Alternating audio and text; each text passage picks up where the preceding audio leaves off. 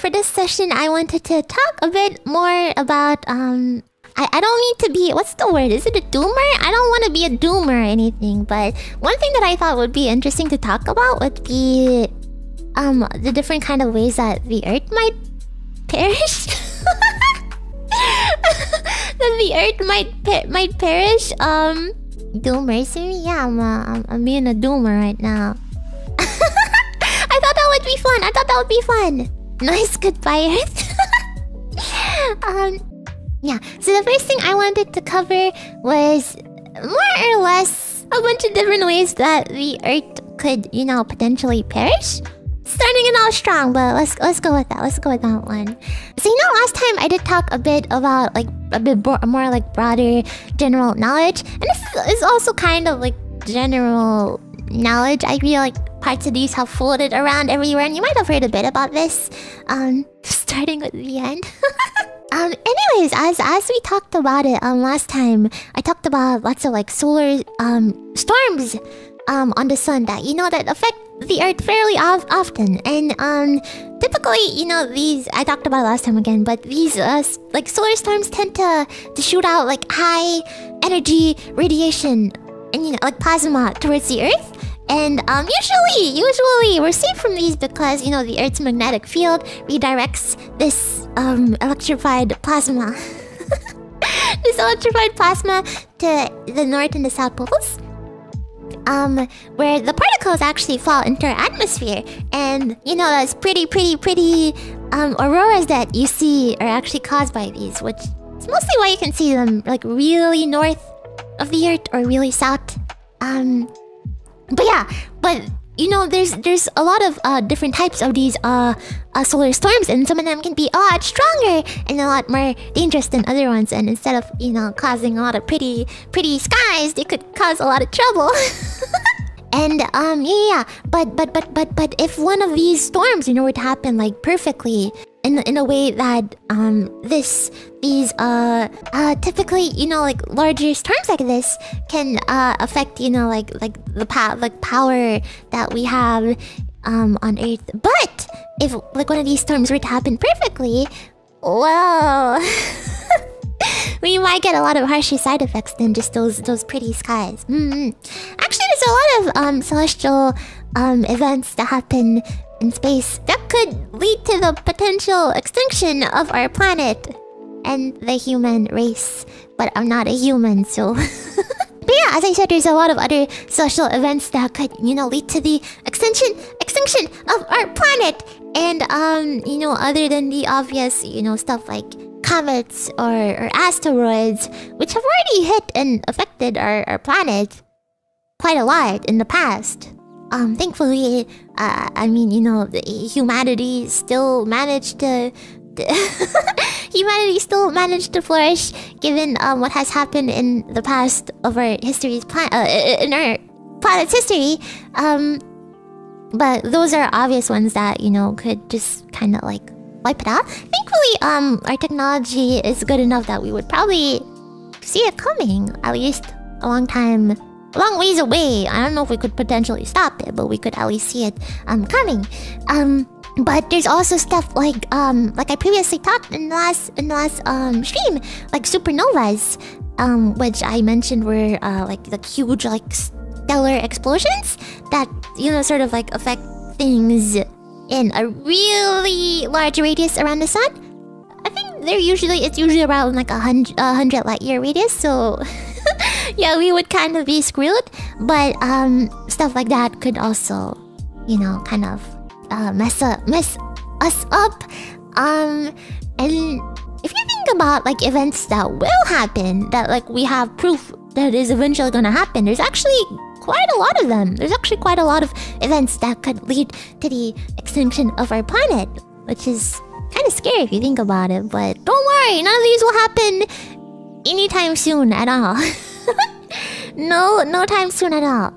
Yeah, it doesn't have to be some kind of like huge explosion or storm or anything, but you know, due to the nature of the Earth, like stuff like the Earth's orbit and like the variation in its like axial tilt and stuff like that, we have a lot of like glacial periods on this Earth, which you might have heard about before.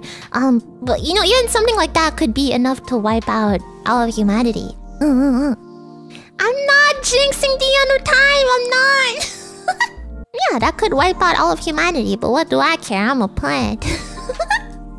Oh yeah, I'd probably still die too. Oh yeah, I just wanted to mention this because it's a cool fact. It's not really like too much related to space itself, but in about like I think it's like 200 million years or so, like all the continents will sort of like merge together and create one big continent, which is pretty cool to think about. But I don't think would be around because that's in like 200 million years or so. Other stuff that are, you know, going to happen. Other Pangea season 2, let's go. But yeah, other stuff that will happen. For example, there's a red dwarf sun. I think what was its name? Like Goose or something. Glees? Glees? There's a bunch of numbers too, like Glees 7 something. Glees, wait, let me look it up. Oh, Glees 710? 710? Yeah, Glees Howard, the red dwarf sun. It's actually projected to pass near our sun in about 1.3 million, which, you know, has the potential to sort of like mess to send showers of comets in the inner solar system for millions of years, and triggering a lot of bad stuff, a lot of icy pieces of space debris and all that kind of stuff. Lots of comets that would potentially wipe us out also. But other than that, there's also stuff like the intensity of the solar radiation sort of increases. It's been increasing, and obviously since I also talked about that last stream, it's been increasing. But something like that will, you know, sort of cause there to be by a pretty complex phenomenon. I'm not gonna get too in depth on it. It's pretty complex, but it'll cause less carbon dioxide in the atmosphere, and then stuff like photosynthesis. Photosynthesis will no longer be possible.